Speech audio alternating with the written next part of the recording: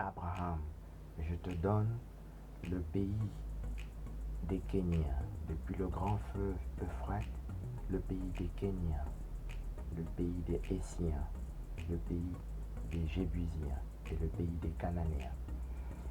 Genèse chapitre 15. Abraham reçoit le pays des Kéniens, qui nous permet de localiser pour la toute première fois de l'histoire le fleuve Euphrate, qui s'appelle donc Euphrate Kenya. Genèse chapitre 15. Euphrate Kenya, Kenite, in Genesis chapter 15. Kenya, beau-père de Moïse, livre des Juges, chapitre 1, verset 16. Moïse, la femme éthiopienne qu'il avait épousée, car il avait épousé une femme éthiopienne. Nombre chapitre 12, verset 1. Kenya veut donc dire Éthiopie. Kenite, Moses' father-in-law. The book of Judges, chapter 1, verse 16. Moses, the Ethiopian woman he had married, for he had married an Ethiopian woman. Numbers, chapter 12, verse 1. Kenite means Ethiopia. It is the promised land in Genesis chapter 15. Euphrate, Kenya donc. Euphrate Hétien, toujours dans Genèse chapitre 15, le pays des Hétiens. Hétiens, Genèse chapitre 10, verset 1 jusqu'au verset 32. Les fils de Cham, Couche, Heth, ce sont là les fils de Cham. Heth, qui s'appelle donc Hétien, Hittite en anglais, qu'on appelle aussi Zoar dans Genèse chapitre 23, où Sarah meurt, et dans Genèse chapitre 25, où Abraham meurt. Et Heth veut dire Hétien, et veut dire Zoar dans King James Version. Zoar qui a un livre de sorcellerie bien connu. Hétien est donc fils de Cham, et Cham est noir parce que son premier fils s'appelle Cush. The son of Ham, in Genesis chapter 10. Cush, Heth. These are the sons of Ham. Genesis chapter 10, verse 1 to 32. Hittite means then Ethiopia, which is son of Ham. Genesis chapter 10. Le pays des Jébusiens, c'est la quatrième localisation de l'Euphrate. L'Euphrate, c'est le seul fleuve du jardin d'Éden dans Genèse chapitre 2 pour lequel on n'a pas de localisation. Thomas d'Aquin n'a pas pu le localiser. Albert Einstein et personne jusqu'à maintenant n'a pu localiser ce fleuve jébusien. Donc dans Genèse chapitre 15, qui est donc la terre promise, les Jébusiens s'appellent Jérusalem dans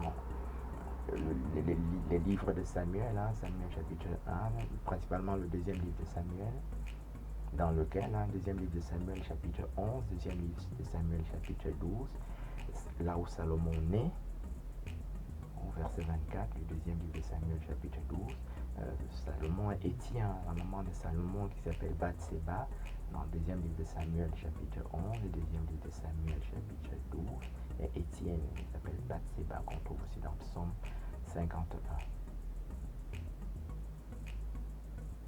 Jébusien voulant dire Jérusalem dans le livre des Juges chapitre 19. Et en revenant dans Genèse chapitre 10 que nous avons cité, on dit fils de Cham, Couche, Jébusien, ce sont là les fils de Cham. Genèse chapitre 10 verset 1 jusqu'au verset 32. Jébusien est le fils de Cham, et Cham est noir parce que son premier fils s'appelle Couche, qui veut dire Éthiopie, qu'on trouve dans Jérémie chapitre 13 verset 23. On dit un Éthiopien est noir comme les taches du léopard, et ça ne change pas. Jérémie chapitre 13 verset 23.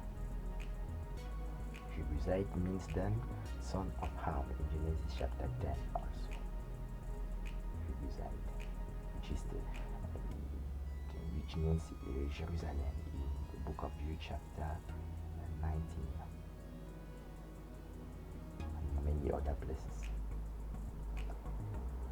Dans Genèse chapitre 15, toujours, Abraham reçoit le pays des Cananéens. On dit Euphrate cananéen, Genèse chapitre 15. Et Cananéen, Canaan veut dire fils de Cham aussi. Genèse chapitre 10, on dit fils de Cham, Couche. Canaan. On répète au verset 15 encore Canaan. Canaan au verset 6 et Canaan au verset 15. On dit ce sont là les fils de Cham. Donc, Canaan est fils de Cham à 2 reprises dans Genèse chapitre 15 au verset 6 et au verset... Genèse chapitre 10 au verset 15 et au verset 6. Il est aussi fils de Cham dans Genèse chapitre 9. Donc ça, c'est les 4 premières façons de localiser de manière simple et compréhensible par tout le monde le fleuve Euphrate. Qu'on trouve aussi dans Jérémie chapitre 13. On dit Euphrate, éthiopien, Euphrate, léopard, Euphrate, mon nom, Euphrate du Midi. Il y a 4 localisations de fleuve Euphrate dans Jérémie chapitre 13, verset 1 jusqu'au verset 27, qui se lit aussi Jérusalem, éthiopien, Jérusalem. Le livre de Judith chapitre 1 nous donne encore 4 autres localisations du fleuve Euphrate. Judith chapitre 1, on dit Assyrie, Euphrate, Ninive, Euphrate, Euphrate du Tigre, Euphrate, Éthiopie. Et de Judith chapitre 1 jusqu'au verset 12 pour la version française, et en 15e version on va jusqu'au verset 16 pour dire la même chose. Dans le livre de Genèse chapitre 10 verset 1 jusqu'au verset 32, on nous apprend que Assyrie, Ninive, ce sont les fils de Cham. Au verset 8, verset 10 et 11, Ninive et Assyrie y sont cités. On retrouve aussi dans Michée chapitre 5 et dans Sophonie. Ça nous porte à 12 localisations très précises du fleuve Euphrate. Le livre de Judith chapitre 2 nous apprend que l'Euphrate s'appelle Madian Euphrate. Judith chapitre 2 du verset 24 jusqu'au verset 26. Midian Euphrate. Judith chapitre 2. And Midian means Ethiopia in Habakkuk chapter 3 verse 7. Madian veut dire Éthiopie dans Habakkuk chapitre 3 verset 7. Qu'on trouve aussi dans Nombre chapitre 10. On dit le Madianite beau-père de Moïse, qui est donc éthiopien. Comme nous l'avons vu à 2 reprises dans Nombre chapitre 12 verset 1. Qui nous porte à 13 localisations très précises du fleuve Euphrate. Le deuxième livre d'Esdras chapitre 13 versets 35, 36 jusqu'à 45 dit Sion, Euphrate. Sion, Sion, Euphrate. Sion au verset 35 et au verset 36. Euphrate au verset 45. C'est en anglais, mais ça s'écrit de la même façon. Sion s'écrit exactement. Parfois on dit Zion avec Z, mais ici c'est écrit avec S dans une deuxième version, qui est la plus vieille Bible que nous avons couramment sous la main. Comme c'est Sion à 2 reprises, et que Sion veut dire Éthiopie dans Sophonie chapitre 3, verset 10 jusqu'au verset 16. On dit Éthiopie, Sion, Éthiopie, Sion, Sion.